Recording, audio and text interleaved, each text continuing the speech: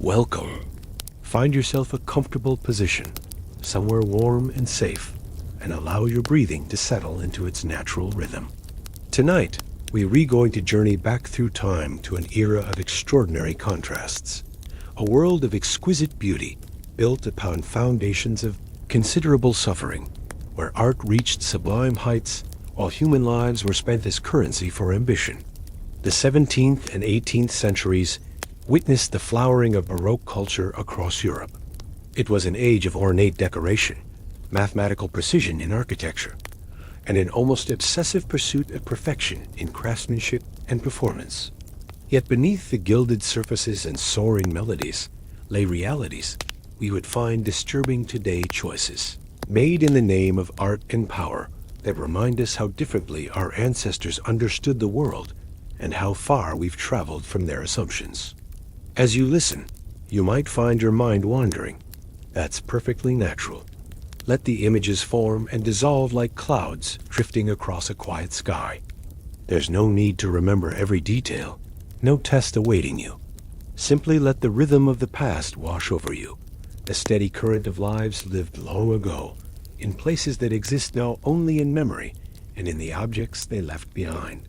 We'll begin in Italy, in the humble dwellings where desperate parents made terrible calculations about their children's futures. From there, our path will lead us to battlefields soaked with the blood of dynastic ambition, to a workshop where perfection was coaxed from wood and varnish through methods still not entirely understood, and finally to the most magnificent palace Europe had ever seen, where a king orchestrated human beings as though they were instruments in an elaborate performance. Settle in, close your eyes if you wish, and let us begin. Imagine yourself in a small town somewhere in the Italian countryside, perhaps in the Kingdom of Naples or the Papal States, during the late 17th century. The year might be 1680 or 1695 or 1710. The particulars don't matter much, because the scene we are about to witness repeated itself with grim regularity across 2 centuries of European history. You are 8 years old, perhaps 9. Your family is poor, not destitute, but perpetually teetering on the edge of genuine hardship. Your father might be a craftsman, a small merchant, or a farmer working land he doesn't own. Your mother has already buried several children, as most mothers of her time have done. In your household, there are mouths to feed that outnumber the means to fill them. But you have something. A voice. When you sing in the church choir, people turn their heads. The choir master has mentioned this to your parents, carefully, meaningfully. He has suggested there might be a path forward, a possibility of advancement far beyond anything your birth would normally allow. The conversation happens one evening after supper, in low voices you're not meant to hear, but somehow do. Your parents are discussing your future, discussing an operation, discussing the conservatory in Naples, where boys are trained to sing in ways that make them famous, wealthy even. They speak of Farinelli, whose voice makes empresses weep, who receives gifts of jewels and estates. They don't speak much about the other part, the part that makes this transformation possible. The decision, when it comes, is presented as an opportunity. A gift, even. You're told you'll study music, that you'll sing for kings and popes, that you'll save your family from poverty. At 8 or 9 years old, you understand only that your parents seem excited and worried in equal measure, and that something important is about to happen. The surgeon arrives on an ordinary morning. He is not a physician of the sort who treats nobility. Those men would never involve themselves in such work. He is a barber surgeon, or perhaps a specialist, who travels between towns performing this particular operation, this particular mutilation that society requires yet refuses to openly acknowledge. The church officially forbids the practice, yet the papal choir continues to employ castrati. The hypocrisy is absolute, and absolutely unremarked upon. You are given something to drink, wine heavily dosed with opium perhaps, enough to dull the senses, but nowhere near enough to eliminate consciousness. True anesthesia does not exist in your world. Pain is simply something to be endured, a constant companion to medical intervention of any kind. Children have teeth pulled, limbs set, and wounds cauterized while fully aware of every sensation. What is about to happen to you is merely another point along this spectrum of suffering. They hold you down. This detail is important to understand. You must be physically restrained because the body's instinct for self-preservation is powerful, and no amount of intellectual understanding can override the panic that comes with this kind of violation. Your arms and legs are held firmly by strong hands, perhaps your father's among them, though you cannot see clearly through the fear and the opium haze. The procedure itself takes only minutes.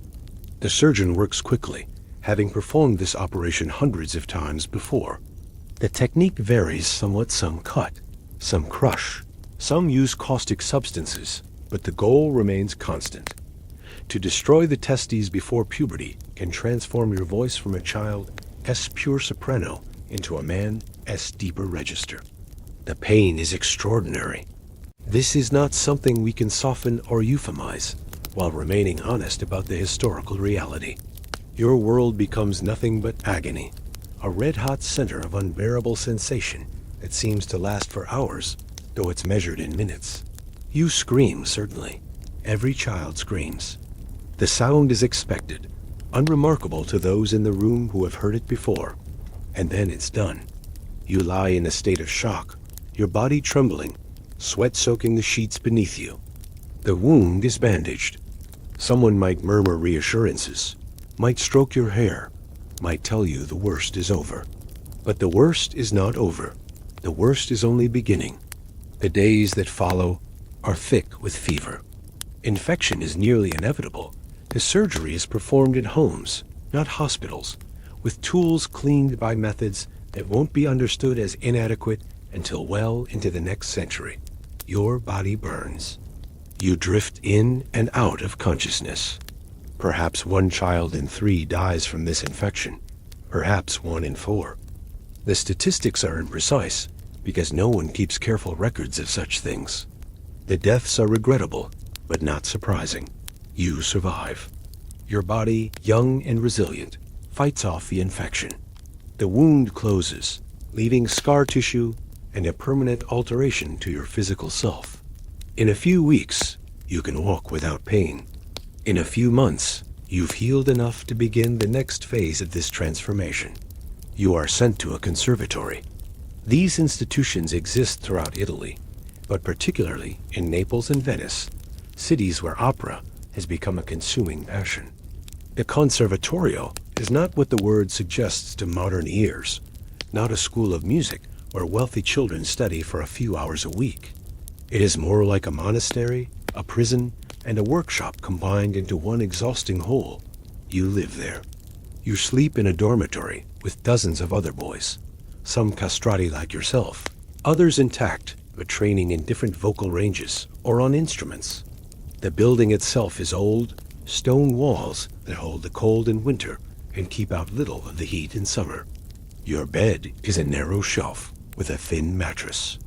Privacy does not exist. Comfort is not a consideration. The day begins before dawn. You rise in darkness, wash in cold water from a shared basin, and proceed to the chapel for morning prayers. Your voice, still a child's voice, joins the others in plainsong that echoes off the stone vaulting. The sound is beautiful, undeniably so. This is what you are being shaped to produce: beauty extracted through suffering, perfection achieved through violation. After prayers comes breakfast, a simple meal of bread and weak wine or milk. Then the work begins. You will spend 8 hours, 10 hours, sometimes 12 hours training your voice. This is not the pleasant experience of singing songs you enjoy. This is systematic, relentless, often brutal conditioning. Your teacher, your maestro, is a man who is likely a castrato himself, successful enough to earn a position training the next generation, but not so successful that he performs for crowned heads. He knows every technical aspect of vocal production, and he accepts nothing less than perfection in the execution. You sing scales. Hour after hour, day after day, Year after year, you sing scales. Do, re, mi, fa, sol, la, ti, do. Up and down, in every key, at every tempo. The maestro listens with absolute attention, stopping you the instant you deviate from perfect pitch, perfect tone, perfect breath control. When you fail, and you fail often, because you are learning to do something extraordinarily difficult, he shouts. Sometimes he strikes you, a slap across the face, a rap across the knuckles with a wooden rod. This is considered normal pedagogical practice, unremarkable. The physical demands of the training are immense. You must learn to breathe from your diaphragm, to support tones for what seems like impossible lengths of time, to move seamlessly between registers that most singers must struggle to connect. Your body is learning to do something it was never designed to do, and the process is exhausting. Between vocal exercises, you study music theory. You learn to read notation, to understand harmony and counterpoint, to analyze the structure of arias and recitatives. You might learn to play the harpsichord or violin, both to accompany yourself and to deepen your musical understanding. The education is thorough and demanding. Many castrati become composers and teachers themselves, their theoretical knowledge matching their practical skill. As the months turn into years, your body begins to change in ways that mark you as different from other boys. Puberty arrives, but it arrives twisted, incomplete. Your voice doesn't break. This is the entire purpose of the operation, the reason for all the pain and violation. Your larynx remains the size of a child's, capable of producing the pure, crystalline tones of a soprano or alto, but now powered by the lungs and diaphragm of an adult male. The other changes are less desirable. You grow tall, often unusually so, because the operation affects the growth plates in your bones. Your limbs lengthen disproportionately, giving you an awkward, ungainly appearance. Your chest becomes barrel-shaped, expanded by years of breathing exercises, capable of holding enormous volumes of air. Some castrati develop considerable weight in their midsections, soft flesh accumulating in patterns more typical of women than men. Your face remains oddly smooth, beardless. Your skin is soft. You might develop enlarged breasts, the result of hormonal imbalances that no one in your era understands. You look neither fully male nor female, but something else, something in between, something that makes people stare and then quickly look away. The psychological toll of these changes is profound. You see yourself in mirrors and polished metal, and you see a stranger, a creature that doesn't fit into the categories by which your society understands human beings. Other boys your age are beginning to show interest in girls, experiencing the awakening of sexual desire, imagining futures as husbands and fathers. You experience none of this, or experience it in muted, confused ways that bring no satisfaction. Some castrati do develop sexual desires despite their alteration, though they cannot reproduce. This creates another layer of complication, of bodies that want things they cannot fully have, of relationships that must exist in shadows and whispers.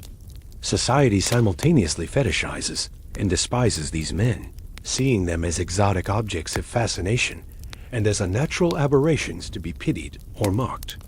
But you continue training because there is no alternative. Your family has invested everything in this gamble. They write to you occasionally, letters full of hope and expectation. They tell you about your siblings, about the struggles at home, about their faith that you will become successful and help them. The weight of their dreams rests on your shoulders, as heavy as any physical burden. By the time you are 15 or 16, your voice has reached its full development. It is an extraordinary instrument, unique in all of human vocal production. You can sing higher than any adult woman, with more power than any child. Your range might span 3 octaves or more. You can execute elaborate ornamentation rapid runs and trills and turns that seem almost superhuman in their complexity. You can hold a note for a full minute without breathing, a feat that makes audiences gasp in wonder. If you are among the fortunate few, truly talented, and also lucky enough to attract the right attention at the right moment, you might begin to receive invitations to perform. A local nobleman might hire you for a private concert. A church might offer you a position in their choir, better paid than what an ordinary singer would receive. These are the first steps toward what could become a genuine career. But for every Farinelli who achieves international fame, who performs in the great opera houses of Naples, Rome, Venice, and London, who receives jewelry from admirers and pensions from kings, there are hundreds of castrati who never rise above obscurity. They sing in provincial churches for modest salaries. They teach music to children of the minor nobility. They grow old performing the same masses and motets week after week, year after year.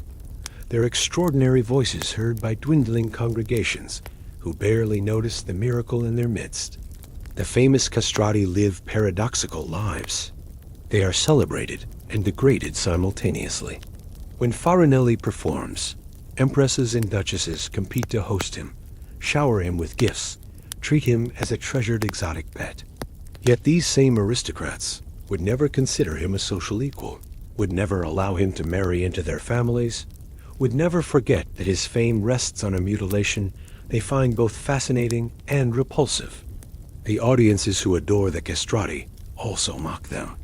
Cartoons and satirical poems circulate, making crude jokes about their altered anatomy, their ambiguous appearance, their inability to father children. The very qualities that make their voices valuable, the unnatural preservation of childish vocal apparatus in adult bodies, also mark them as freakish, as violations of nature's intended order. Consider the moral dimension of this practice, the casual acceptance of child mutilation in service of aesthetic pleasure. The operation is illegal throughout most of Italy, yet it continues openly for over 2 centuries. Parents consent to it, surgeons perform it, conservatories train the victims, churches and opera houses employ them, and audiences pay handsomely to hear them sing. Everyone involved understands that what is being done is wrong, yet the system perpetuates itself because the sound these altered men produce cannot be replicated any other way. The church's position is particularly cynical. Officially, the church condemns the practice. Various papal bulls declare it sinful. Yet the Sistine Chapel Choir maintains a roster of castrati well into the 19th century, and the Vatican pays some of the highest salaries to the most accomplished singers. When confronted with this hypocrisy, church officials argue that they merely employ castrati who have already been operated upon, taking no responsibility for the mutilation itself. It's a distinction that preserves institutional conscience while changing nothing about the underlying reality. The decline of the practice comes gradually. Musical tastes shift. Opera evolves in ways that favor different vocal styles. The rise of romantic sensibility brings new emphasis on natural expression over technical virtuosity.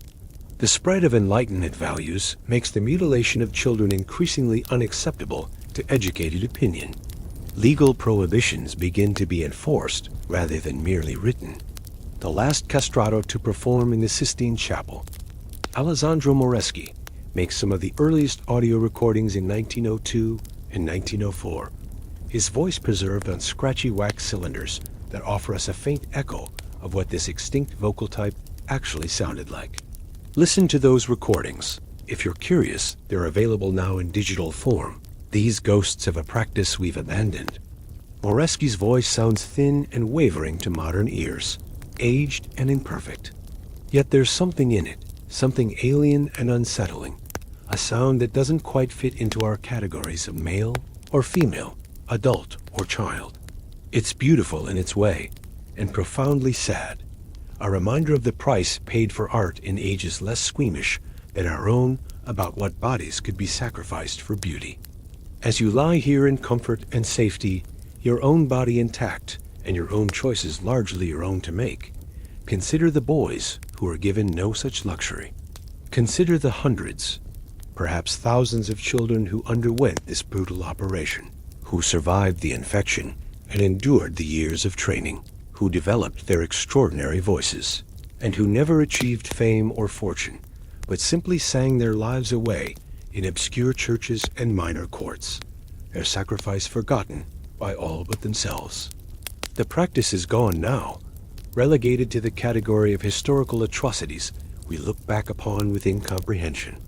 We wonder how such things were possible, how parents could consent, how surgeons could cut, how audiences could applaud without thinking of the suffering that purchased their entertainment. Yet for over 2 centuries, this was simply how things were done, unremarkable to most who lived through it, a normal feature of musical life in Baroque Europe. Let that settle into your mind as we prepare to move forward through time. Let the image of those conservatories fade, the sound of those voices practicing scales echoing away into silence. The past is a foreign country, as they say, where they do things differently, sometimes very differently indeed. Let us shift our attention now from the intimate suffering of individual bodies to the vast suffering of nations. The connection between these two forms of pain is not immediately obvious, but both emerge from the same fundamental reality that human beings in positions of power have always been willing to sacrifice others for their ambitions, whether those ambitions are musical perfection or dynastic supremacy. We move forward slightly in time to the opening years of the 18th century, and we expand our view across the entire European continent. What we're about to witness is one of those conflicts that reshape the world, that establish patterns of power and alliance lasting for generations, yet which most people today have barely heard of. The War of Spanish Succession lacks the dramatic simplicity of later conflicts. There are no clear villains, no moments of obvious moral triumph. There is simply the grinding machinery of early modern warfare, turning human lives into strategic advantages across 13 years of bloodshed. Picture yourself in Madrid, in the gloomy chambers of the royal palace, in the autumn of 1700. The Spanish Empire, at this moment, is still vast, encompassing not only Spain itself, but the Spanish Netherlands, kingdoms in Italy, the Philippine Islands, and enormous territories in the Americas. The wealth of this empire has been flowing into Spain for 2 centuries. Gold and silver from the mines of Mexico and Peru, trade goods from Manila, agricultural products from Milan and Naples. Yet the man who rules this empire is dying, and dying without heirs. Charles II of Spain has been king for 35 years, but he has never been healthy. The Habsburg family, to which he belongs, has practiced close intermarriage for generations, nephews marrying nieces, cousins marrying cousins, all in an effort to keep power concentrated within the bloodline. The genetic consequences of this policy have accumulated over time, and Charles represents the culmination of this biological catastrophe. He is physically deformed, mentally impaired, frequently ill. His jaw is so malformed, the famous Habsburg jaw, extended to grotesque proportions, that he cannot properly chew his food. He speaks with difficulty. He suffers from seizures. He has been married twice, but both marriages have failed to produce children. As he lies dying in November 1700, the question of who will succeed him has become the most dangerous political problem in Europe.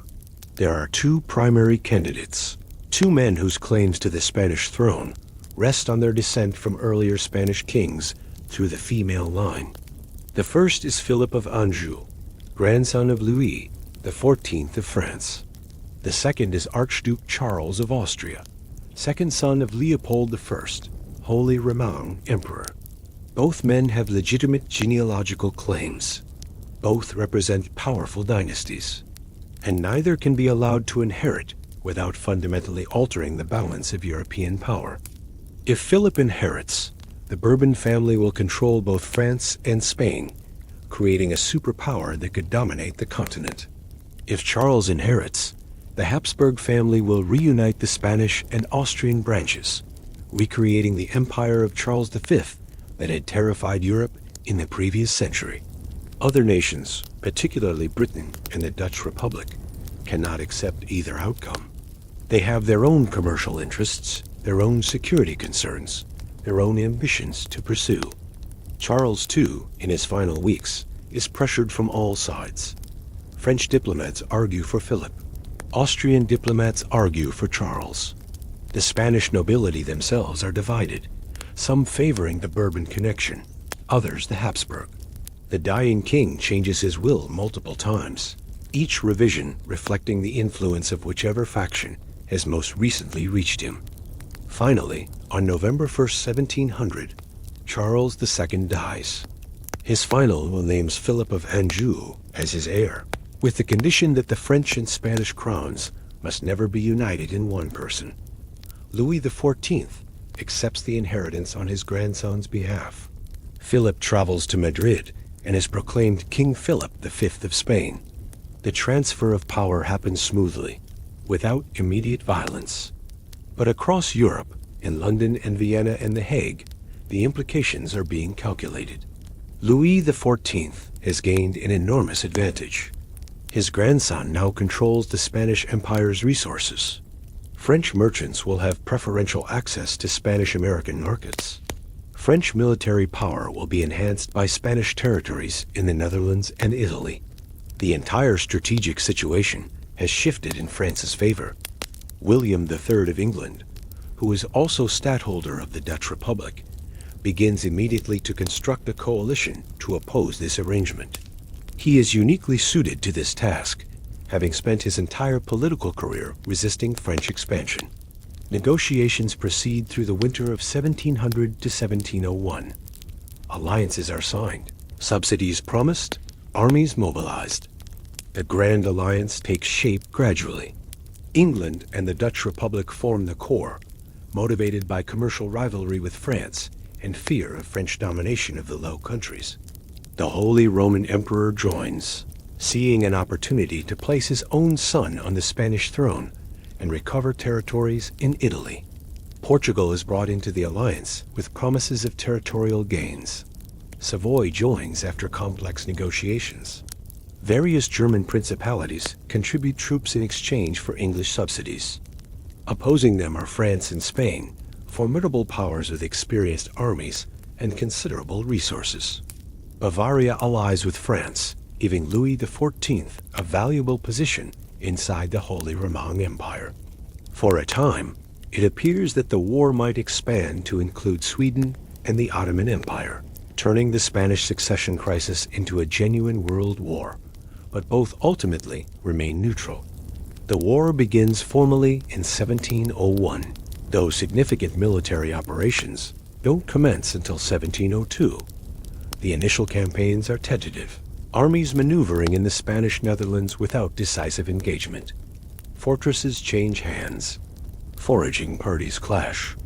But the massive battles that will define the war have not yet occurred. The transformation comes with the emergence of two military commanders of genuine genius. On the Allied side, John Churchill, Duke of Marlborough, takes command of English and Dutch forces. On the French side, Marshal Villars and later Marshal Vendôme prove themselves worthy opponents. The conflict becomes, among other things, a contest between exceptional military minds. Marlborough is not a man of obvious charisma. He is cold, calculating, obsessed with detail and logistics. He manages his alliances with the same meticulous attention he gives to troop movements. He understands that the Grand Alliance is held together by English gold and must be carefully maintained through diplomacy as much as battlefield success. Yet he also possesses an instinct for the decisive moment, the willingness to take calculated risks when opportunity presents itself. The campaign of 1704 demonstrates this combination of planning and audacity. French armies are threatening Vienna, threatening to knock the Austrians out of the war entirely. Marlborough decides to march his army from the Spanish Netherlands to Bavaria, a distance of over 250 miles, to relieve the pressure on Austria. The march itself is a logistical masterpiece. He moves approximately 40,000 men across Europe, maintaining their health and cohesion, arriving ready to fight rather than exhausted. On August 13, 1704, Marlborough and his Austrian ally, Prince Eugene of Savoy, confront a combined French and Bavarian army at Blenheim, a small village on the Danube. The battle that follows is one of the great decisive engagements of early modern warfare. Imagine yourself on that field, not as a commander observing from a hill, but as an ordinary soldier in the Allied army. You have marched for weeks to reach this place. Your feet are blistered. Your uniform is stained with sweat and dust. You've been given bread and beer for breakfast, and now you stand in formation with thousands of other men, waiting for the order to advance. The day is hot. August in Bavaria can be oppressive, and you're wearing a wool coat, carrying a musket that weighs 10 pounds, with a cartridge box and other equipment adding more weight. Around you, the army stretches in both directions, regiment after regiment in their distinctive colored coats, red for the English, blue for the Dutch, white for the Austrians. The regimental flags hang limply in the still air. Across the field, you can see the French position. They've drawn up behind a marshy stream, using the terrain to strengthen their defensive line. Their artillery is already firing, round shot bounding across the ground, occasionally tearing through a formation and leaving broken bodies in its wake. The sound is a continuous thunder, so loud that your ears stop registering it as distinct explosions, and it becomes instead a pressure, a physical force against your chest. The order comes to advance. Your regiment moves forward in measured steps, maintaining formation. This is crucial. The entire tactical system of the period depends on men standing shoulder to shoulder, presenting a unified mass of firepower. If the formation breaks, if men begin to scatter and run, the regiment becomes useless, vulnerable. You reach the stream. The ground beneath your feet turns muddy, then becomes standing water. You're waiting now, trying to keep your musket and cartridge box dry, trying to maintain your place in line, even as the man next to you stumbles and falls face first into the water. No one stops to help him. The formation must continue forward. French muskets fire. The sound is like tearing canvas, magnified 1,000 times. Smoke blooms along the enemy line, thick white smoke that obscures everything. You can't see what's happening, can only hear the impact's musket balls hitting flesh with a sound like a hand slapping a wet table. Men crying out, the officers shouting to keep moving forward. Your own regiment halts, still in the water, and fires back. You perform the drill you've practiced hundreds of times.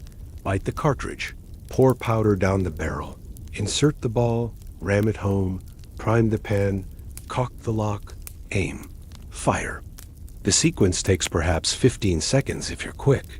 Then you reload and fire again, and again, and again. The battle at Blenheim lasts for hours. Marlborough's plan is complex, involving coordinated attacks on multiple points of the French line. The details of strategy mean nothing to you as an ordinary soldier. You simply stand and fire, while men around you are killed or wounded, while the smoke becomes so thick that you can barely see 10 yards in any direction. Late in the afternoon, the French line breaks. The moment comes almost suddenly. One moment there is organized resistance. The next there is confusion, panic, men beginning to flee. Marlborough has concentrated overwhelming force at a critical point, and the French army is splitting apart. Entire regiments are surrounded and surrender. Others retreat in disorder toward the Danube, where many drown trying to cross.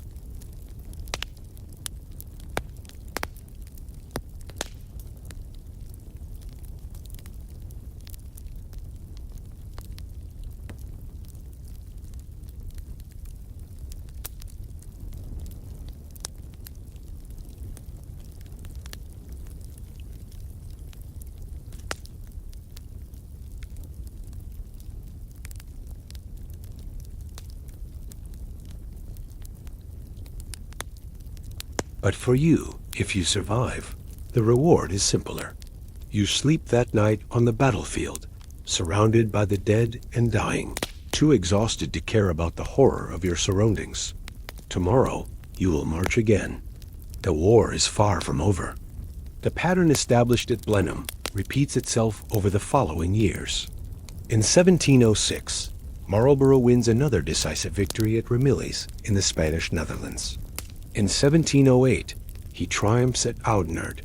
In 1709, he fights the brutal Battle of Malplaquet, winning technically, but at such enormous cost in casualties that it's hardly a victory at all. 20,000 Allied casualties and 12,000 French, the bloodiest single day of the entire war. These battles receive the historical attention, but they represent only a fraction of the war's actual character. Most of the conflict consists not of dramatic field engagements, but of siege warfare, that grinding, patient, murderous business of taking fortified towns one after another. Imagine yourself now as a soldier in a besieging army, settled in before a fortress town somewhere in the Spanish Netherlands. The siege will last weeks, perhaps months. Your days fall into a numbing routine. You live in a camp outside the walls, in tents or hastily constructed huts that provide little protection from weather. Food arrives irregularly bred, salted meat, occasionally vegetables, if the supply system is functioning well. The water is often bad, drawn from rivers contaminated by upstream camps. Dysentery is endemic. More men will die from disease during this siege than from enemy action. Your work is digging. The engineering approach to siege warfare in this period is highly developed, a formal science with established procedures. Trenches must be dug approaching the fortress walls, zigzagging to protect against enfilade fire. Batteries must be constructed for artillery. Mines must be tunneled under the walls. All of this requires manual labor, thousands of men with shovels moving tons of earth. You dig at night, when darkness provides some protection from the fortress's guns. The work is exhausting. The soil is often heavy clay or rocky ground. Your hands blister and bleed. The fortress defenders fire at you whenever you're visible, and occasionally a cannonball will strike near your working party, killing or maiming men in an instant of casual violence. During the day, the artillery duel continues. Your army's cannons fire at the walls, trying to create a breach wide enough for an assault. The fortress's cannons fire back at the artillery positions and at the camps. You learn to recognize the sound of different types of shot, the solid thump of round shot, the whistling shriek of explosive shells. You learn to flatten yourself instantly when you hear that sound coming toward your position, though sometimes you have no warning, no chance to react before iron and stone tear through the air where you're standing. The siege proceeds according to formal rules that both sides understand. Once the attacking army has established its positions and demonstrated it can breach the walls, the defender is permitted to surrender honorably. If the defender waits too long, forcing an actual assault, the rules of war allow the attacking army to sack the town. This threat hangs over every siege, a motivation for defenders to surrender before catastrophe, while also deterring attacks until the breach is truly ready. When assaults do occur, they are horrific. Men charge forward through the breach, climbing over rubble while defenders fire down at them from above. Hand-to-hand combat with bayonets and swords, falling masonry, grenades tossed into packed masses of soldiers. The attackers who survive and enter the town often run wild, killing, looting, burning, taking revenge for their fallen comrades and for the weeks of misery spent in the siege lines. This is the reality behind the clean lines drawn on campaign maps, the arrows showing advances, and the circles marking captured fortresses. Each symbol represents thousands of men spending weeks in muddy trenches, eating bad food, dying slowly of disease or suddenly from cannonballs, all to take a single town that will likely change hands again in the next year's campaign.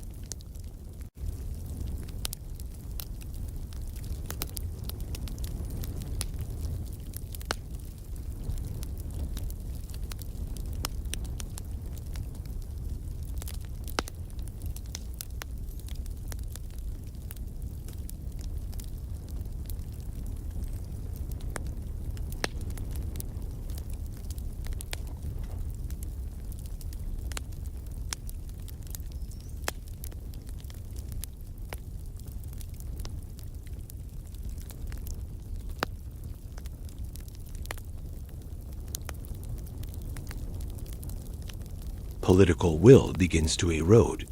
In England, the Whig faction that supports continuing the war loses ground to the Tories, who argue for peace. Queen Anne herself, who succeeded William III in 1702, grows tired of the conflict and of Marlborough's dominance. In 1711, Marlborough is dismissed from command, accused of financial impropriety. His victories mean nothing in the face of changing political winds. Negotiations toward peace have been proceeding in secret since 1710. The situation has changed significantly since the war began. In 1711, the Holy Roman Emperor dies and is succeeded by Archduke Charles, the very man the Grand Alliance has been fighting to place on the Spanish throne. But Charles is now also Holy Roman Emperor. If he also becomes King of Spain, the Habsburg superpower the war was meant to prevent will be created anyway, just under a different dynasty than originally feared. This reality allows England to negotiate a separate peace with France. The Treaty of Utrecht, signed in 1713, restructures European power relationships. Philip V remains King of Spain, but the French and Spanish crowns are formally separated. They can never be united. Spain loses its territories in the Netherlands and Italy, which are distributed among the victors. Britain gains Gibraltar and Minorca, giving it permanent Mediterranean bases. Britain also receives the Jacinto, the lucrative contract to supply enslaved Africans to Spanish America, along with limited trading rights in Spanish ports. The Dutch Republic gains an enhanced barrier of fortresses in the Spanish Netherlands, meant to protect them from future French aggression. The Holy Roman Emperor gains Spanish territories in Italy. Savoy receives Sicily, later exchanged for Sardinia. Portugal gains minor territorial adjustments in South America. France loses little territory, but is exhausted financially. Louis XIV's ambitions have been checked. The principle is established that Europe's other powers will unite against any nation that grows too dominant. This pattern will repeat itself against France under Napoleon, against Germany in the 20th century.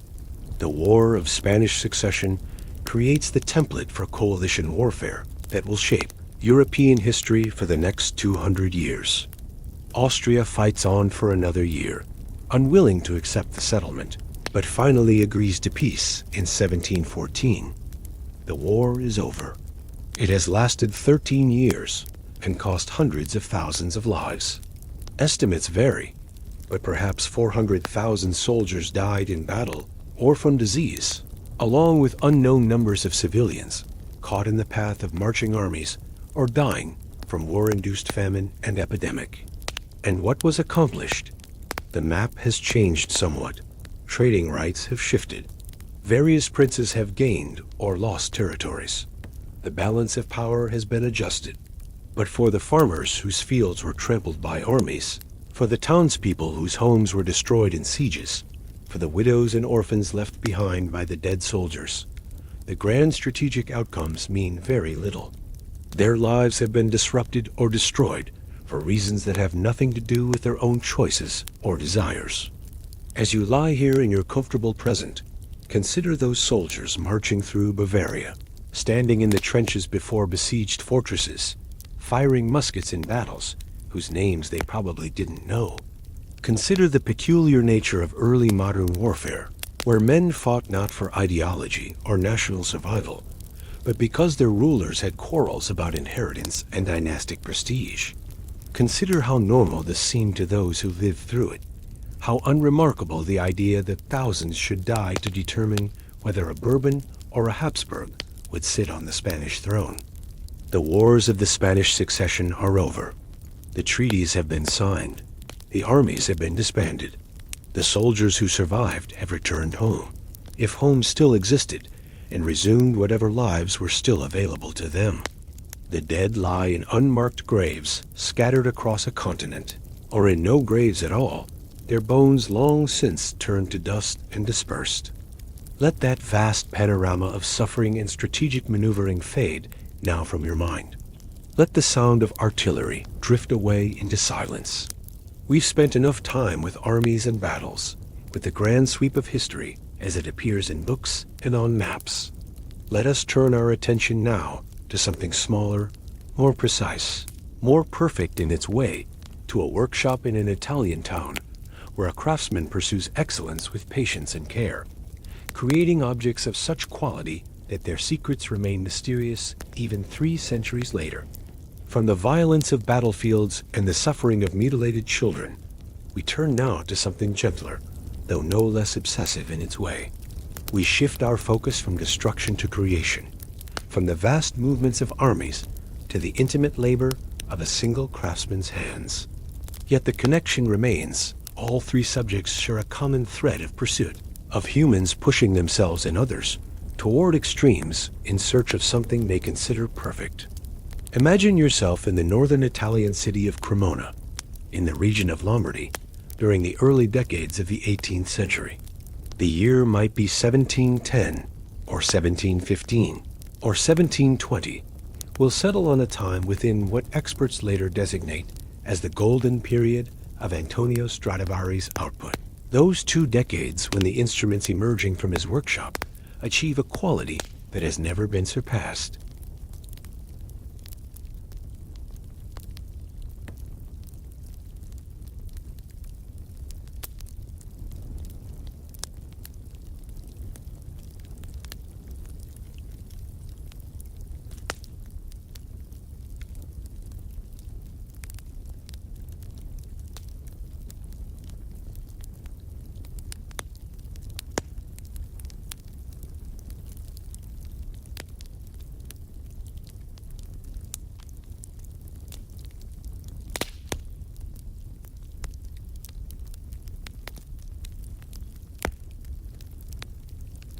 Antonio Stradivari is in his 60s or 70s.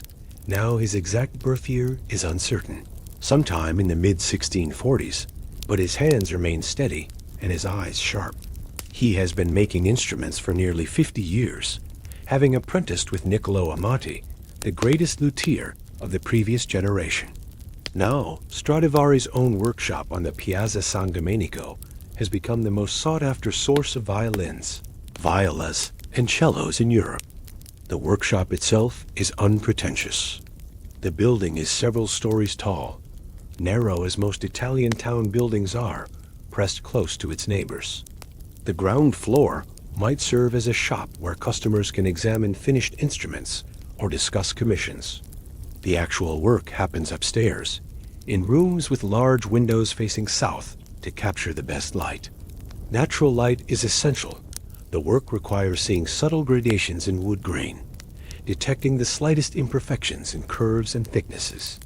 You enter the workshop on an ordinary morning. The smell strikes you immediately: wood, glue, varnish, a complex aroma of natural materials and chemical processes. The room is organized with the precision of a space that has evolved over decades to serve its purpose efficiently. Workbenches line the walls beneath the windows. Tools hang in careful arrangements, each in its designated place. Pieces of wood in various stages of preparation lean against one wall. Molds and forms occupy shelves. Several violins in different stages of completion rest on the benches. Stradivari is already at work, as he is every day except Sundays and major feast days. He rises early, attends morning mass at the nearby church, then returns to the workshop where he will remain until the light fails in the evening. His dedication is absolute, but not frantic. The work requires patience, cannot be rushed. A single violin might take 2 or 3 months to complete, every step demanding attention and care. He is not working alone.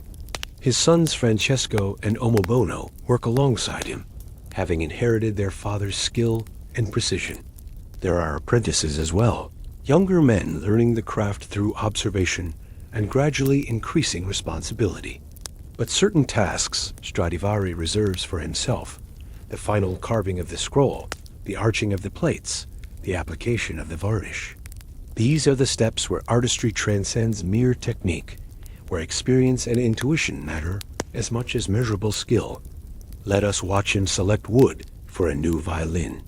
This choice is fundamental, the foundation upon which everything else depends. For the top plate, the belly of the instrument, he uses spruce, specifically the close-grained spruce from the alpine forests north of Cremona. The wood must be straight-grained, free of knots, resonant when tapped. It must have been cut in winter when the tree's sap is down, and aged for years to stabilize. Stradivari examines several pieces, running his hands over the surface, tapping them with his knuckles, and listening to the response, holding them up to the light to see the grain pattern. He is selecting for qualities he cannot entirely articulate, qualities learned through decades of experience. This piece yes, that piece no. The distinctions appear subtle to your untrained eye, but to him they are obvious and crucial. For the back and sides, the ribs, he chooses maple, again aged for years. The maple he prefers has a figured grain, that beautiful flame pattern caused by the wood fibers growing in undulating waves rather than straight lines. This figuring serves both aesthetic and acoustic purposes. The wood is beautiful to look at, catching and reflecting light in shimmering patterns. But the irregular grain structure also affects how the wood vibrates, contributing to the instrument's tonal complexity. Here we encounter one of the many mysteries that surround Stradivari's instruments. Was there something unique about the wood available to him? Some researchers have suggested that the Little Ice Age, which reached its coldest extent in the late 17th century, affected tree growth in the Alps. The cold temperatures would have caused trees to grow more slowly, producing denser wood with narrower growth rings. This denser wood might have superior acoustic properties and might be impossible to replicate using trees grown in the warmer climate of subsequent centuries. The theory is plausible but unproven. Analysis of Stradivari's wood shows it is indeed dense and uniform, but whether this provides a significant acoustic advantage remains debatable. Other factors might be equally or more important. The mystery persists, as mysteries often do when we try to explain phenomena that involve multiple subtle variables interacting in complex ways. Stradivari takes the selected spruce and begins the process of creating the top plate. He has a form, a mold that defines the violin's outline, and he will work to create two carved plates that will be joined to ribs bent to match this form. But first, the wood must be reduced from a thick blank to a plate of precisely varying thickness. He works with hand tools, planes, chisels, gouges, scrapers. Each tool is perfectly maintained, sharpened to an edge that can shave hair. The work is subtractive, removing material in small increments, constantly checking the thickness with calipers, and by flexing the wood to feel its resistance. The plate must be thicker in some areas, thinner in others. The variation is not random, but follows a pattern developed through generations of experimentation. A carving might take days. There is no rushing this process. Remove too much material, and the plate becomes too thin, too fragile, too bright in tone. Leave too much, and it becomes stiff, dead-sounding, unable to vibrate with the necessary freedom. Stradivari has internalized the correct thicknesses so thoroughly that his hands know almost automatically when to stop, but he still measures, still checks, still proceeds with cautious deliberation. Watch his hands as he works. They are an old man's hands, marked with decades of small scars, permanently stained with wood dust and varnish. But they move with unwavering precision. The gouge follows a curve with perfect smoothness. The scraper removes translucent shavings that curl and fall to the floor. He pauses frequently, holding the plate up to the light, tapping it with his knuckle, listening. Always listening. What is he listening for? The plate, even before it's assembled into a complete instrument, has resonant frequencies. When tapped, it rings with particular pitches. Experienced makers can predict an instrument's final sound based on these preliminary tones. Stradivari is tuning the wood itself, adjusting the mass distribution to achieve the vibrational modes he knows will produce the sound he desires. The back plate receives similar treatment, carved from the figured maple with the same painstaking attention to varying thickness. The ribs are bent to shape using heat and moisture, then glued to the form. The top and back plates are fitted with precisely carved F-holes, those elegant apertures that allow sound to escape and air to move in and out as the instrument vibrates. Even the F-holes are subject to subtle refinement. Their placement, their width, the sharpness of their corners, all affect the instrument's voice.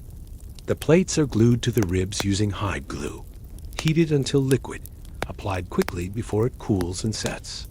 This glue forms a strong bond, but one that can be reversed with heat and moisture if future repairs are needed. The choice of adhesive is not accidental. Hide glue has been used for centuries because it works, because it holds firmly, but not too firmly, because it adds a kind of flexibility to the joints that contributes to the instrument's overall responsiveness. The neck is carved and attached, though in Stradivari's time, the necks are shorter and angled differently than modern necks. The fingerboard is fitted. The scroll is carved from the solid wood at the end of the neck. That decorative spiral that serves no acoustic purpose, but demonstrates the maker's skill and artistic sensibility. Stradivari's scrolls are particularly fine, symmetric, and graceful, the volute opening with mathematical precision. The bass bar is fitted inside, glued beneath the bass side of the top plate. The sound post is cut and wedged between the plates near the treble side. These internal elements, invisible once the instrument is assembled, are crucial to its function. The bass bar stiffens the top plate and helps distribute vibrations across its surface. The sound post transmits vibrations from the top plate to the back and also provides structural support. Their dimensions and placement affect the instrument's tone profoundly. And now we come to perhaps the greatest mystery of all the varnish. Stradivari's varnish is extraordinary, a rich golden brown color with remarkable depth and translucency. It preserves and protects the wood while allowing it to vibrate freely. It enhances the wood's natural beauty, and its exact composition has never been definitively determined. The varnish is applied in multiple thin coats over a period of weeks or months. Between coats, the varnish must dry completely. Stradivari might seal the wood, first with a size or primer, then build up layers of colored varnish, each layer adding depth to the color and protection to the surface. The final result has a quality that seems to glow from within, the figured maple appearing almost three-dimensional beneath the golden coating. What is in this varnish? Analysts have examined samples under microscopes and with chemical instruments. They find oil, they find resin, they find various pigments. But the exact recipe, the precise proportions and preparation methods remain uncertain. Did Stradivari use linseed oil or walnut oil? Pine resin or mastic? What gave the varnish its particular color iron compounds? Dragon's blood resin, or something else entirely? Theories abound. Some researchers believe the secret lies in a protein-based ground coat applied before the varnish, which would seal the wood and create an ideal surface for subsequent layers. Others focus on the mineral content of the varnish itself, suggesting that Stradivari incorporated ground gemstones or metallic compounds that affect both color and acoustic properties. Still others argue that the wood preparation before varnishing is the crucial factor, perhaps treating the wood with minerals or organic compounds that enhance its resonance. The truth is that we don't know. Despite centuries of attempts to analyze, replicate, and surpass Stradivari's varnish, we cannot definitively explain what makes it special or reproduce it exactly. This failure is humbling. We live in an age of extraordinary scientific capability, able to analyze materials at the molecular level, yet a craftsman working 300 years ago with simple tools and natural materials achieved results we cannot fully comprehend or duplicate. Does the varnish actually matter to the sound? This question generates endless debate among violin makers, players, and acousticians. Some argue that the varnish is primarily aesthetic, that its acoustic contribution is minimal compared to the wood selection and carving. Others insist that the varnish's flexibility and damping properties significantly affect the instrument's tonal character. Scientific studies have provided contradictory results, some finding measurable effects, others finding none. Perhaps the question itself is flawed. Perhaps there is no single factor that explains Stradivari's achievement. Perhaps the greatness of these instruments emerges from the sum of dozens of subtle choices, each one small, but together creating something extraordinary. The wood selection, the arching profile, the thickness graduation, the placement of the bass bar and sound post, the varnish composition and application, all of these interact in ways too complex for simple analysis. Let us imagine a completed instrument now, fresh from Stradivari's hands in 1715. It is a violin, his most common product, though he also makes violas and cellos using the same principles adapted to larger sizes. The instrument is beautiful as an object, even before anyone draws a bow across its strings. The golden varnish catches the light. The figured maple back shimmers. The proportions are elegant, pleasing to the eye. But it is made to be played, not merely admired. A musician takes the instrument, tunes it, begins to explore its voice. And here the magic becomes apparent. The sound is powerful, capable of filling a large hall without amplification. It is clear, each note distinct and focused. It has warmth in the lower registers and brilliance in the upper, a tonal balance that makes the instrument equally effective across its entire range. It responds immediately to the player's bow, the subtle variations in pressure and speed translating directly into musical expression. Great players report that Stradivari instruments possess a quality they struggle to articulate, a kind of tonal complexity, a richness of overtones, a sense that each note contains multitudes. The sound is not simple but layered, not static but alive and evolving. The instrument seems almost to play itself, requiring less effort from the performer to produce beautiful tone, freeing them to focus on musical interpretation rather than technical struggle. Are these instruments truly superior, or is the belief in their superiority a kind of collective delusion sustained by their rarity and astronomical prices? This question has been tested scientifically. In blind listening tests, where experienced musicians and audience members hear instruments played behind a screen, unable to see whether the player holds a Stradivari or a modern violin, the results are often inconclusive. Sometimes listeners prefer the Stradivari, sometimes the modern instrument. The differences, while real, are more subtle than the instrument's reputations might suggest. Yet in open comparison, when players know which instrument they're holding, they consistently report that the Stradivari instruments feel and sound superior. This might be psychological bias, or it might reflect real qualities that become apparent only in extended playing, qualities too subtle to detect in brief listening tests. The debate continues. What we know with certainty is that these instruments have lasted 3 centuries and remained functional, often sounding better now than when they were new. This longevity itself is remarkable. The wood has aged and stabilized. The varnish has hardened and matured. The instrument has been played for thousands of hours, and somehow this use has enhanced rather than degraded its qualities. Violins, unlike most objects, improve with age and use, or at least great violins do. The physical explanation for this phenomenon remains incompletely understood. Stradivari worked until his death in 1737 at the extraordinary age of 93. He made approximately 1,100 instruments during his 70-year career, violins primarily, but also violas, cellos, and a few guitars and harps. Of these, about 650 survive today. Some are in private collections, owned by wealthy individuals who may or may not play them. Some belong to institutions that loan them to performing musicians. Some are owned by the musicians themselves, purchased at prices that defy comprehension. Consider these prices for a moment. In 2011, a Stradivari violin known as the Lady Blunt sold at auction for $15.9 million. In 2006, a Stradivari called the Hammer sold for $3.54 million. Cellos command even higher prices. The Duport Stradivari was valued at $20 million.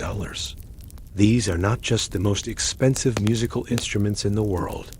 They are among the most expensive man-made objects of any kind, more valuable by weight than gold or diamonds. Why such astronomical prices? Partly scarcity, there are only so many, and they only rarely come to market. Partly prestige, owning a Stradivari conveys status, demonstrates wealth, and cultural sophistication. Partly investment, these instruments have consistently appreciated in value over decades, making them attractive to collectors who might never intend to play them. And partly, perhaps, genuine appreciation for craftsmanship and beauty, a recognition that these objects represent human capability at its peak. The market for these instruments creates its own distortions and problems. A young musician of extraordinary talent, but modest means, has no possibility of owning a Stradivari. They must hope for loans from institutions or patronage from wealthy benefactors. The instruments become almost too valuable to use. The insurance costs alone can be prohibitive, and the risk of damage or theft creates constant anxiety. Some argue that Stradivari instruments should be in museums, preserved and protected. Others insist they must be played, that an unplayed violin is a tragedy, beauty silenced. What would Antonio Stradivari himself make of all this attention, all this money, all this mystification? He was a craftsman, a businessman. He kept careful records of his sales, noting the prices received and sometimes the names of buyers. He charged more than his competitors because his reputation allowed it, but his prices in his own time were measured in tens of scudi, not millions of dollars. He would likely be astonished that objects he created for immediate use would still be played and cherished 3 centuries after his death. Yet perhaps he would also feel a quiet satisfaction.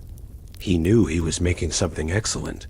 He refined his designs continuously across his long career, always seeking improvement, never content to simply repeat what had worked before.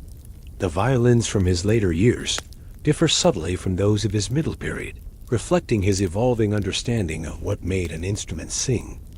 This is the mark of a true craftsman, not someone who finds a formula and exploits it, but someone who remains curious and self-critical, pushing toward an ideal that exists just beyond their current reach. Cremona in Stradivari's time was filled with such craftsmen. The Guarneri family, particularly Giuseppe Guarneri del Gesù, made violins that some players consider equal or even superior to Stradivari's, with a darker, more powerful sound.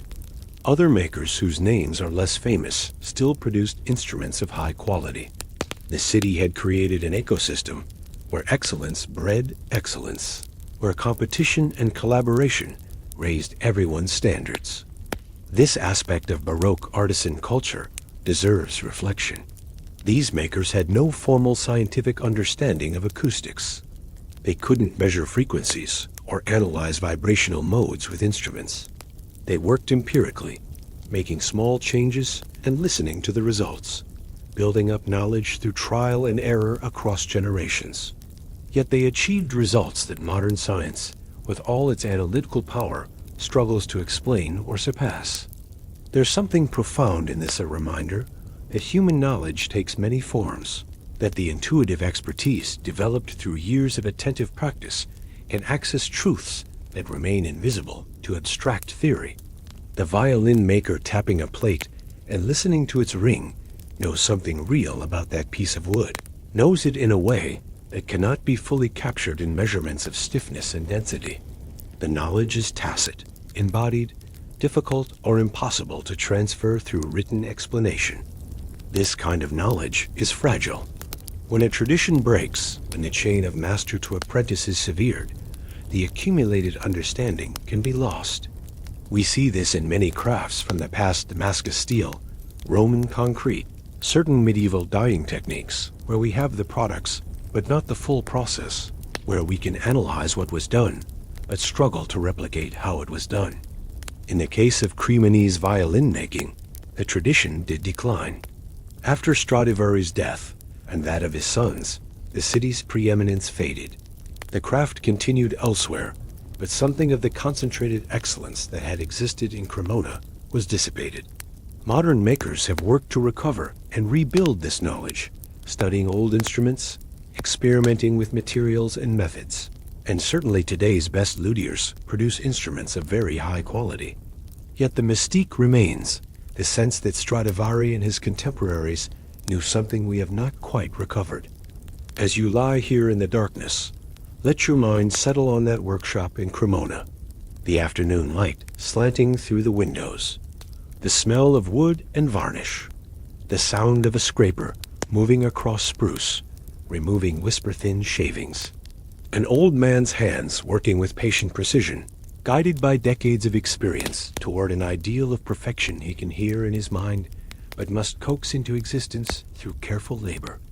There is something deeply calming about this image, the dedication to craft, the patient accumulation of skill, the quiet satisfaction of work done well.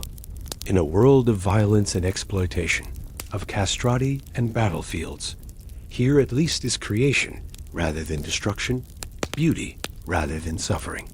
The violin Stradivari made are still bringing joy to listeners 3 centuries later, still serving their purpose, still fulfilling the maker's intention. Not every human effort can claim such lasting success. Let the workshop fade now. The light dims as evening approaches. Stradivari sets down his tools, carefully as always, each in its proper place. Tomorrow he will return and continue. For now, the work rests, and so can you. The violins wait quietly on their benches, shapes of potential beauty, voices not yet awakened, but ready to sing when their time comes. We have journeyed through suffering and creation, through war and artistry. Now, as our historical voyage draws toward its close, let us visit a place that represents the pinnacle of Baroque civilization's aspirations, a palace where art, power, and ritual merged into a single overwhelming spectacle. We travel to Versailles, to the court of Louis XIV, the Sun King, during the height of his reign in the early 18th century. Imagine yourself not as a visitor, but as a minor courtier, someone with just enough status to reside at the palace, to participate in its daily rituals, but without significant political power or personal wealth. You are here because being here matters, because presence at court is itself a form of currency in this world, where royal favor determines everything. Your family has sent you to Versailles with instructions to be seen, to cultivate connections, to advance your name in whatever small ways opportunity allows. You wait before dawn in your apartment, a single room actually, though calling it an apartment grants it a dignity the reality doesn't quite support. The palace contains hundreds of such rooms, tucked into corners and upper floors, carved out of what were once servants' quarters or storage spaces. You are fortunate to have even this much. Lesser courtiers sleep 3 or 4 to a room, or rent lodgings in the town of Versailles itself, and must arrive at the palace each morning. The room is cold. It is January, perhaps 1710, and while enormous fires burn in the state apartments where the king resides, heat does not reach these peripheral spaces. You dress in the dark, struggling into the elaborate costume that court life requires: silk stockings, breeches, waistcoat, justacorps, cravat, wig. Each element must be perfect, because appearance is everything here, because being poorly dressed is being invisible. Worse than invisible. The palace is already stirring. Servants move through corridors carrying wood for fires, water for washing, messages between apartments. Other courtiers emerge from their rooms, everyone moving in the same direction, drawn by the same imperative to be present at the lever, the ceremony of the king's rising. You make your way through the palace's vast spaces. Even after months of residence, you sometimes lose your way in this labyrinth of halls and chambers and galleries. The building has grown by accretion. Louis XIV continuously expanding it, adding new wings and new rooms, transforming what was once a modest hunting lodge into the largest palace in Europe. Over 30,000 workers labored for decades to create what you now walk through, And still the construction continues, still the gardens are being extended, still new fountains and groves are being designed. The route to the king's apartments takes you through spaces of increasing grandeur. You pass through galleries where paintings hang frame to frame covering the walls, mythological scenes and royal portraits, Italian masters and French contemporaries. You cross chambers where the ceiling frescoes depict Louis as Apollo, as Alexander, as various gods and heroes. The message is not subtle. The king is the center around which everything revolves, the source of light and life and order. The king's bedchamber is the literal center of the palace, located at the exact point where the axes of the building intersect. This is not accidental. Louis conceives of himself as the fixed point around which France, and indeed all of Europe, should orient itself. Even the palace's architecture enforces this cosmology. You arrive early, hoping for a good position, but already the room is filling with men in their elaborate costumes, their powdered wigs, their studied expressions of alert readiness. The social hierarchy is visible in who stands where. The princes of the blood Louis's relatives have the right to stand closest to the bed. Next come the dukes and peers. Then lesser nobility like yourself, arranged by a calculus of rank and favor too complex for any outsider to fully comprehend. At precisely 8 o'clock, the ceremony begins. The first valet de chambre enters the bed alcove where the king has been sleeping behind closed curtains. Sire, voilà l'heure. Sire, it is time. The curtains are opened. Louis XIV is revealed 62 years old in this year of 1710. Still vigorous, though no longer young. He has been king since childhood, has ruled personally since 1661. For nearly half a century, he has been the most powerful man in Europe, and every morning begins with this ritual demonstration of his centrality. The lever proceeds according to strict protocol. The king sits up in bed. He is presented with holy water, which he uses to make the sign of the cross. He says his prayers. Then various courtiers enter in prescribed order to perform their designated functions. The Grand Chamberlain presents the king's slippers. The first valet holds the royal dressing gown. Someone else brings the wig. Louis never appears without his wig, even in the intimacy of his bedchamber. The privilege of handing the king his shirt is particularly sought after. This honor rotates among the highest nobility, and courtiers scheme for months to ensure they are present on their designated day. To touch the king's clothing, to be part of this most intimate ritual, demonstrates favor and proximity to power. You watch men old enough to be grandfathers competing for the honor of holding a piece of fabric, and you understand that this is what has become of the French nobility rendered powerless politically. They invest all their energy in these ceremonial distinctions. The lever takes over an hour. Every gesture is prescribed, every step choreographed. The king dresses in layers, each garment presented by a different courtier. Finally, fully dressed and wigged, Louis rises from his bed and moves to his cabinet, where he will attend to some hours of administrative work with his ministers.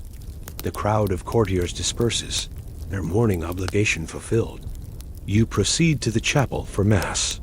The royal chapel is a soaring space, 2 stories tall, with galleries on the upper level, where the king and his immediate family worship, while courtiers fill the ground floor below. The architecture ensures that even in prayer, hierarchy is maintained.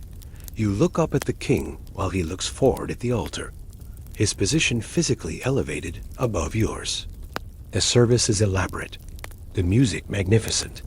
The royal chapel employs some of the finest musicians in France.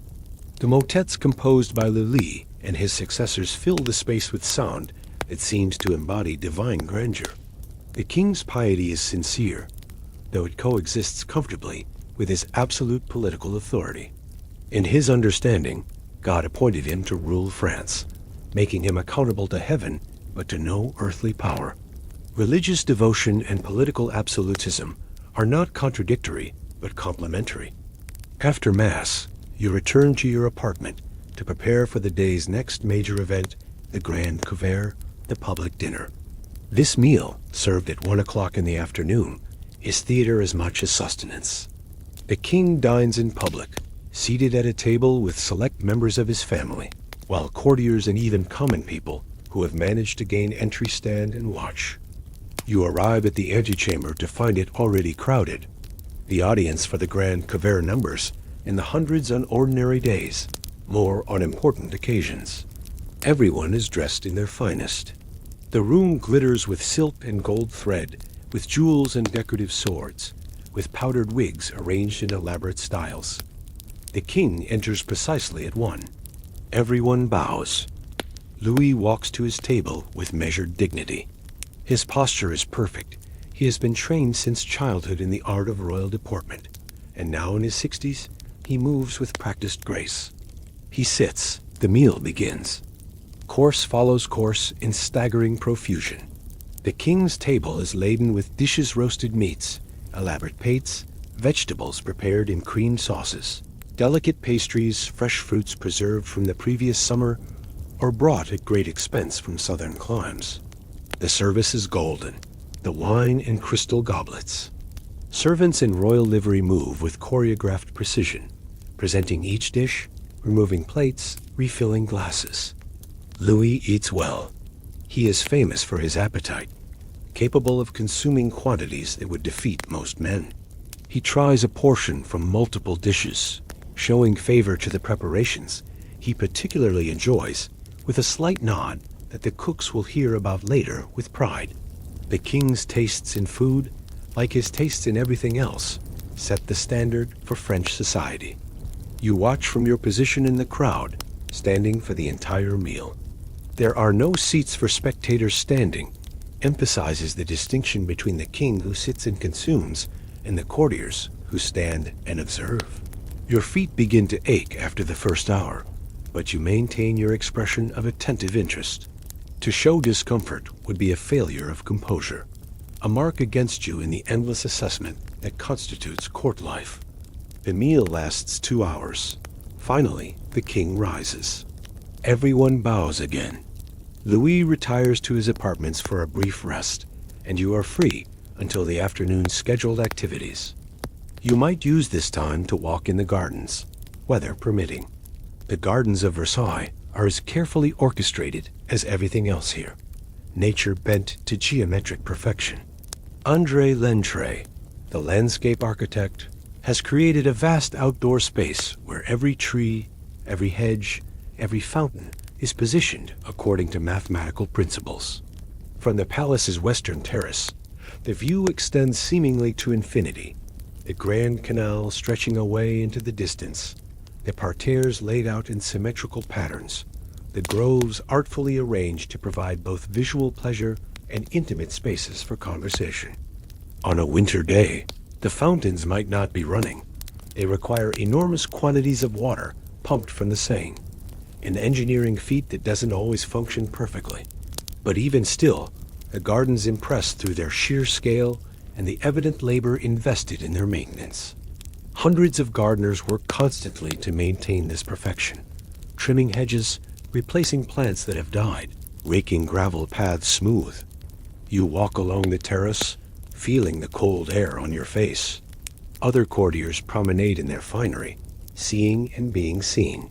Conversation flows around you, gossip and speculation, and the careful sharing of information.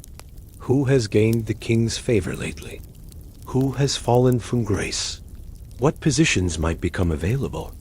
And who is positioning themselves to claim them? The court is an environment of constant strategic calculation, every interaction potentially significant. In the afternoon, there might be a hunt. Louis loves hunting, has pursued it several times a week for decades. The royal hunt is spectacular hundreds of courtiers on horseback, packs of dogs, horns sounding, the pursuit of deer or boar through the forests surrounding Versailles. If you are invited, it is an honor and an ordeal. The king rides hard, expects those accompanying him to keep pace. You must be an accomplished horseman, must be prepared to spend hours in the saddle, regardless of weather. Or perhaps instead, there is a promenade in the gardens, a more sedate affair, where the king walks among his courtiers, occasionally stopping to speak with someone, granting a moment of attention that will be analyzed and discussed for days afterward. What did he say? What did his tone suggest? Did he smile? Every gesture carries weight. Every word is scrutinized for meaning. As evening approaches, you return to your apartment to change clothes. The evening requires even more elaborate dress than the day. You put on your finest coat, adjust your cravat, ensure your wig is properly powdered. The evening entertainment begins at 7. Tonight, let us imagine, there is a performance in the Palace Theater. Perhaps a comedy by Molière, though the great playwright died decades ago, his works remain popular. Or a new tragedy by Racine, if the king is in the mood for something more elevated. The theater at Versailles is intimate compared to public theaters in Paris, designed for an audience of a few hundred courtiers, rather than thousands of common people. You take your seat according to your rank. The best positions, naturally, go to those closest to the king. You are several rows back, able to see, but not ideally positioned. The theater fills with the rustle of silk, the murmur of conversation, the occasional laugh as friends greet each other. The king enters. Everyone rises. Louis proceeds to his seat in the center of the theater, positioned so that the stage perspective is perfect from his viewing angle. The entire theatrical space is designed around his seat, the painted scenery, the lighting, even the acoustics optimized for that single position. He sits, the court sits. The performance begins. The play unfolds with practiced elegance. The actors are skilled professionals from the Comédie Française, granted the privilege of performing for the king. If it's a Molière comedy, the wit sparkles, satirizing human folly with the sharp but affectionate eye that made the playwright Louis's favorite. If it's Racine, the language achieves a kind of crystalline perfection, Alexandrine verses, exploring the catastrophes of classical mythology with psychological penetration. The king laughs at the comedy's jokes or watches the tragedy with grave attention, and the court takes its emotional cues from him. When he laughs, it is permitted to laugh more freely. When he is serious, the audience maintains respectful silence. Even emotional response is choreographed here, regulated by the ultimate arbiter of all things. After the play, there might be music. Jean-Baptiste Lully, until his death in 1687, composed operas that defined French musical taste. His successors continue the tradition elaborate productions combining singing, dancing, and spectacular stage effects. The themes are typically drawn from classical mythology, allegorical celebrations of royal power dressed in the costume of ancient gods and heroes. Or perhaps instead of theater, this evening features a ball. The great gallery, the Hall of Mirrors, is prepared for dancing. This gallery is the palace's most spectacular space, 240 feet long, lined on one side with 17 tall windows looking out on the gardens, and on the other with matching mirrors that reflect and multiply the candlelight from the crystal chandeliers. Imagine standing in this space as evening deepens into night. Thousands of candles burn in the chandeliers, on wall sconces, in candelabras positioned throughout the gallery. The light reflects off the mirrors, off the gilded decorations, off the jewels worn by the courtiers. The entire space seems to glow with golden radiance. The ceiling fresco, painted by Charles Lebrun, depicts Louis's military victories and political triumphs. Even here, dancing beneath representations of royal glory, you are reminded of the king's power. The musicians position themselves at one end of the gallery. The dancing begins with a stately minuet. This is the king's preferred dance, measured and dignified. Louis himself was an accomplished dancer in his youth, performed in court ballets with skill that earned genuine praise. Now in his 60s, he dances less frequently, but when he does, the court watches with careful attention. The patterns of the dance mirror the patterns of court life-prescribed movements. Careful positioning, the maintenance of proper distance and proper proximity. Partners advance and retreat, bow and curtsy, their movements synchronized to the music's formal structure.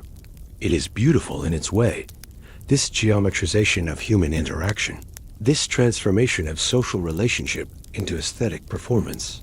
You dance when partners are available, when someone of appropriate rank agrees to dance with you. The conversations that occur during dancing are brief and formal, but they serve purposes beyond mere politeness. Alliances are suggested, information is traded, interest is indicated or discouraged. Every word, every gesture contributes to the vast network of relationships and obligations that constitute court society. The ball continues for hours. More dances follow the opening minuets courantes, gavottes, rigodons. The tempo varies, but always within the bounds of dignity and grace. No wild abandon is permitted here, no loss of control. Even joy must be properly regulated, must conform to standards of aristocratic comportment. Around midnight, the king retires. The couture, the ceremony of the king's retiring to bed, is the mirror of the morning's lever. Again, courtiers crowd into the royal bedchamber. Again, each garment is removed by designated individuals in prescribed order. Again, the privilege of touching the king's clothing is competed for and prized. The nightshirt is presented, the nightcap, the slippers. Louis gets into bed. The curtains are closed. The court disperses. But the palace does not sleep. In the apartments of various nobles, card games continue until dawn. Substantial sums change hands at these tables. Gambling is a constant feature of court life, a way to display wealth and nerve, or to hide mounting debts behind a facade of unconcern. In private chambers, more intimate entertainments unfold, liaisons and intrigues that will be whispered about in the morning. You return to your cold room, exhausted by the day's performance. Every moment at court requires alertness, careful attention to behavior and appearance and speech. The strain is considerable, though you've grown somewhat accustomed to it. You remove your elaborate costume, hang the coat carefully to preserve its shape, set the wig on its stand. In your simple nightshirt, you look almost like an ordinary person, but tomorrow you will reassemble yourself into a courtier or return to the endless theater of Versailles. As you lie down to sleep, consider what you have witnessed today. An entire system of power made visible through ritual. Louis XIV has taken the French nobility, those men whose ancestors were independent lords, who commanded their own armies, who rebelled against royal authority during the Fronde uprisings of Louis's youth, and transformed them into ornamental courtiers. By requiring their presence at Versailles, by making royal favor necessary for advancement, by absorbing their energy in ceremonies and entertainments and competitions for trivial honors, he has neutered them politically. The dukes and counts who hand the king his shirt are descendants of men who once challenged kings on battlefields. Now they compete for the right to hold a piece of clothing. The transformation is complete, and it has been achieved not through violence, but through seduction. Versailles is magnificent, the center of European culture and sophistication. To be here is to be at the pinnacle of society. The courtiers come willingly, compete desperately for the privilege of attendance. And in coming, they surrender their independence. The cost of maintaining this system is staggering. A palace itself represents decades of continuous construction, employing tens of thousands of workers. The daily operation requires thousands of servants, cooks, cleaners, gardeners, stablemen, musicians, artisans of every description. The entertainments are lavish. The king's gifts to favored courtiers are generous. The military campaigns that defend and expand French territory drain the treasury. France in 1710 is financially exhausted. The War of Spanish Succession, which we explored earlier, has been grinding on for 9 years. The terrible winter of 1709 has brought crop failures and famine. Tax revenues are declining, while expenses remain enormous. The system that appears so solid, so eternal in its gilded magnificence, is in fact unsustainable. But these economic realities seem distant, abstract. When you stand in the hall of mirrors, watching the candlelight reflect infinitely in those tall mirrors, when you hear the music of the royal orchestra, when you participate in the elaborate dance of court ritual, the present moment is too beautiful, too all-encompassing, to allow thoughts of future catastrophe. Louis XIV will die in 1715, after reigning for 72 years, the longest reign of any major European monarch. He will be succeeded by his great-grandson Louis XV, a child of 5, and the system will continue for several more decades. But the seeds of its destruction have already been planted. The expenses cannot be sustained. The nobility, politically emasculated, will prove useless when the monarchy needs genuine support. The common people, taxed heavily to pay for palaces and wars they gain no benefit from, will eventually lose patience with the entire structure. In 1789, less than 80 years after the evening we have imagined, a revolution will sweep away the monarchy, will execute Louis XVI, and Marie Antoinette, will attempt to rebuild French society on entirely new principles. The palace at Versailles will be stripped of its furnishings, its treasures sold off or destroyed. The Hall of Mirrors will stand empty, a monument to a vanished world. But tonight, in 1710, all of that is still future, still unimaginable. Tonight, the candles burn, the music plays, the courtiers dance in their elaborate costumes beneath frescoes celebrating eternal royal glory. The system appears permanent, natural, the only possible way for society to organize itself. Let that image settle in your mind, the golden gallery, the reflected light, the measured movements of the dance. There is something hypnotic about it, something that pulls you in despite your knowledge of its ultimate futility. Beauty has its own justification, its own power to compel attention and admiration, even when built on foundations of unsustainable expense and political oppression. The Baroque world, in all its contradictions, is crystallized in this moment. The pursuit of perfection in music, in art, in craftsmanship, in ceremony, coexisting with exploitation and suffering. The creation of sublime beauty alongside the mutilation of children and the slaughter of thousands in dynastic wars. Human capability and human cruelty displayed simultaneously, inseparably intertwined. Let the Hall of Mirrors fade now. The candles are guttering. The musicians have set aside their instruments. The courtiers have retired to their apartments. The great palace settles into the quiet of late night. Though even now servants work in the kitchens preparing for tomorrow's meals, guards patrol the corridors. Fires are tended to keep the great spaces from freezing. Outside, the gardens lie in darkness, the geometric perfection of the parterres, invisible until tomorrow's sun reveals them again.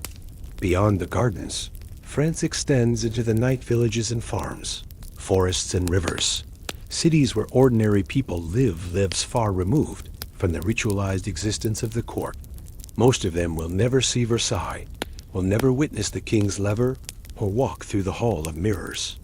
They will be born, labor, and die knowing the king only as a distant abstraction, a name on tax demands and conscription notices. The distance between the palace and the provinces, between the court's elaborate artifice and common life's grinding necessities, is one more contradiction the system contains. But for now, all is quiet. The Sun King sleeps behind his curtains. The palace dreams, if palaces can dream, of eternal splendor. And so we reach the end of our journey through the Baroque world, through its beauty and its suffering, its grandeur and its cruelty. We have witnessed the mutilation of children in service of musical perfection, the slaughter of hundreds of thousands in dynastic wars, the patient creation of instruments whose excellence remains mysterious centuries later, and the magnificent theater of absolute power at Versailles. These 4 stories, seemingly disparate, all emerge from the same historical moment, the same set of assumptions about the world and humanity's place in it. The Baroque era was an age of extremes of poverty and magnificence, of suffering and sublimity, of rigid hierarchy and extraordinary achievement. It was a world that understood perfection as something worth any price, beauty as justification for sacrifice, and power as properly exercised through spectacular display. We look back at this era with mixed feelings. We admire the music, the art, the architecture, the craftsmanship. We recognize the achievements as genuine Stradivari's violins truly are magnificent. Versailles truly is beautiful. The composers and painters and architects of the period created works that still move and inspire us. Yet we recoil from the human cost, from the casual acceptance of practices we now consider unconscionable, from the willingness to spend thousands of lives and mutilate hundreds of children in pursuit of aesthetic or political goals. Perhaps there is something to learn from this discomfort, from this recognition that what we admire and what we condemn emerge from the same source. History is not a simple morality tale with clear villains and heroes. It is complex, contradictory, filled with people making choices that seemed reasonable at the time, but appear monstrous in retrospect. The parents who agreed to castrate their sons believed they were providing opportunity. The soldiers who marched to Blenheim believed they served legitimate purposes. The courtiers at Versailles believed they participated in something glorious. And in their own terms, perhaps they were right, even as we judge them by different standards. As you lie here now, in your own time, in your own comfortable place, consider how much has changed and how much remains constant. We no longer castrate children for musical purposes. The practice is consigned to history's catalog of abandoned cruelties. We no longer fight wars primarily for dynastic succession. We no longer accept absolute monarchy as the natural form of government. These changes represent genuine moral progress, genuine expansion of human rights and dignity. Yet we still pursue perfection, still create art, still build hierarchies of power and status. The forms change, but the underlying impulses persist. We still ask how much should be sacrificed for beauty, for achievement, for order. We still struggle with the tension between individual rights and collective goals, between tradition and progress, between what is and what should be. The past is gone. The castrati have all died, the last of them over a century ago. The soldiers who fought at Blenheim lie in forgotten graves. Antonio Stradivari's hands turned to dust 300 years ago, though his violins play on. Versailles stands still, but empty of the court that gave it purpose, preserved as a museum where tourists walk through rooms where once power resided. All of that has passed away, as everything passes. The specific agonies and glories of the Baroque era have dissolved into history, into stories. We tell ourselves about who we were and how we changed. What remains is memory, and the objects those people created, the violins, the palaces, the paintings and music and written records through which we reconstruct their world. As you drift toward sleep now, let these images settle and blur. The boy recovering from surgery, his body altered forever in pursuit of a dream. The soldier standing in formation at Blenheim, waiting for the order to advance. The craftsman in his workshop, patiently shaping wood toward perfect resonance. The courtier in the Hall of Mirrors, dancing by candlelight beneath golden ceilings. They were real people once, as real as you are now. They felt pain and joy, fear and hope. They lived lives that mattered to them, made choices that seemed important at the time, pursued goals that gave meaning to their existence. Now they are gone, and we remember them imperfectly through the fragmentary evidence they left behind and the stories we construct from that evidence. Let them rest now. Let the past recede into comfortable distance. You are here now, safe and warm, your body your own, your choices your own, your life stretching forward into a future they could never have imagined. The world has changed, is changing, will continue to change in ways we cannot predict. But for tonight, all of that can wait. Sleep now. Let the centuries fade. Let the stories drift away like dreams dissolving in morning light. The Baroque world is gone, its contradictions resolved by time's passage, its beauty preserved in museums and concert halls, its suffering ended at last. Rest well. Tomorrow will come with its own concerns, its own choices, its own challenges. But tonight belongs to the past, to the gentle contemplation of lives lived long ago in places that exist now only in memory. Let that distance comfort you. Let the knowledge of how far we've traveled, how much we've learned, how many cruelties we've abandoned, ease you into peaceful sleep. The violins play on somewhere. The music Lully composed still sounds in concert halls. The Hall of Mirrors still reflects light, though for tourists now rather than courtiers. Some beauty persists even as the systems that created it crumble and are forgotten. And that, perhaps, is a gentle thought to carry into sleep. The human beings, for all their capacity for cruelty and folly, also create beauty that outlasts them, that speaks across centuries, that reminds us we are part of a long story of struggle and achievement, suffering and creation, darkness and light. Sleep well. The past is past, the present is safe, and the future, whatever it holds, will wait for you until morning. Good night.